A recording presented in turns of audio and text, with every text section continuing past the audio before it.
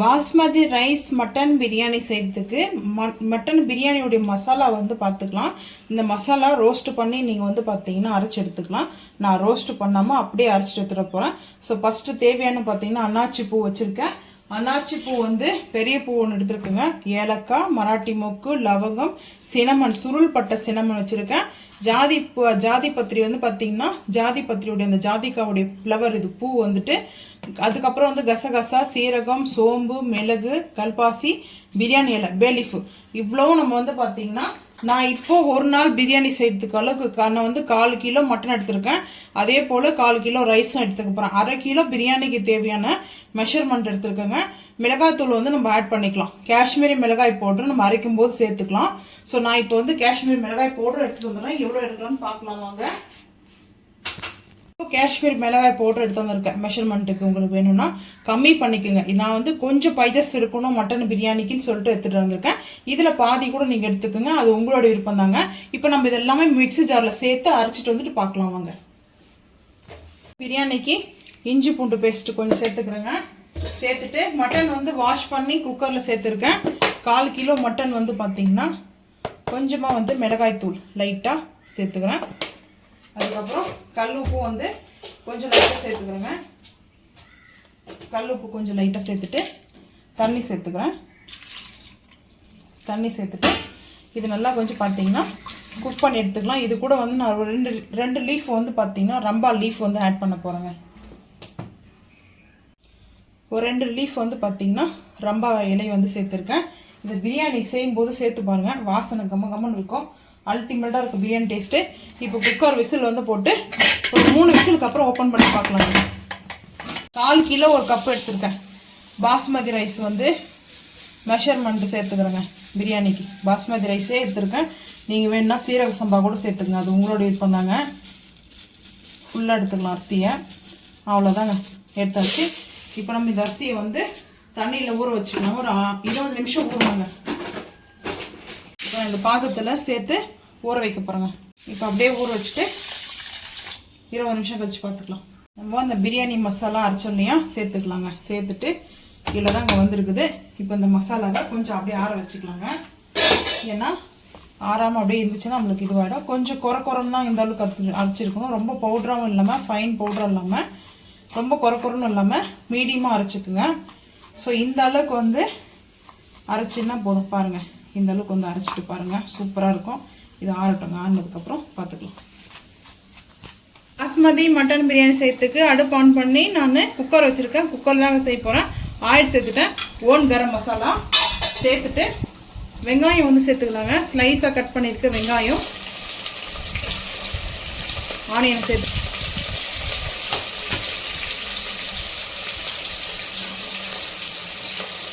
Onion வந்து பார்த்தீங்கன்னா நல்லா வதக்கலாங்க. வதங்கிட்டோங்க, பார்த்துக்கலாம். தக்காளி வந்து சேர்த்துக்கலாம். தக்காளி சேர்த்தாச்சுங்க. இப்போது பச்சை மிளகாவும் சேர்த்துக்கலாங்க. காரத்துக்கு தேவையான அளவுக்கு பச்சை மிளகா சேர்த்துக்கோங்க.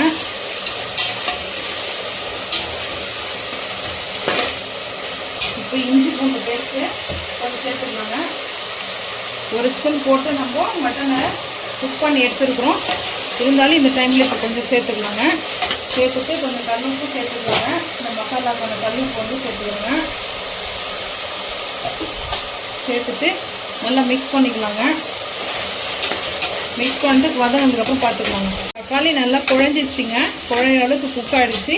இந்த டைமில் நம்ம கொஞ்சமாக காஷ்மீரி மிளகாய் பவுடர், அது வந்து நம்ம மட்டன் குக் பண்ணுறதுக்காக போட்டோம். கொஞ்சமாக லைட்டாக வந்து பார்த்திங்கன்னா சேர்த்துருக்கேன். காரம் வேணுன்றதுனால சேர்க்குறேன். காரம் அப்படி வேண்டாம்னா நீங்கள் கம்மியாக சேர்த்துங்க. நம்ம அரைச்சிருக்க பிரியாணி மசாலா நான் ஒரு 2 டீஸ்பூன் எடுத்துருக்கேன். சின்ன டீஸ்பூனில் ஒரு 2 டீஸ்பூன் எடுத்துருக்கேன். இப்போ நம்ம அதை அப்படியே மிக்ஸ் பண்ணிக்கலாங்க. மிக்ஸ் பண்ணிவிட்டு ஒரு கைப்பிடி அளவுக்கு புதினா வாஷ் பண்ணி வச்சுருக்கேன். ஒரு கைப்பிடி அளவுக்கு கொத்தமல்லி வாஷ் பண்ணி கட் பண்ணி வச்சுருக்கேன். பொடிசாக கட் பண்ணி வச்சுருக்கேங்க. ஸோ ரெண்டும் சேர்த்தாச்சுங்க. சேர்த்துட்டு இப்போது நம்ம நல்லா மிக்ஸ் பண்ணிக்கலாங்க. மிக்ஸ் பண்ணிவிட்டு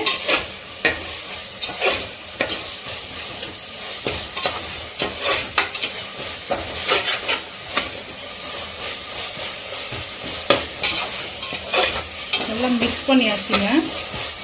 இப்போ நம்ம அந்த மட்டன் குக் பண்ணி வச்சுருக்கோம் இல்லையா, ஒரு 3 விசில் வந்து குக் பண்ணி வச்சுருக்கிற மட்டனை வந்துட்டு நான் சேர்த்துக்கிறேங்க.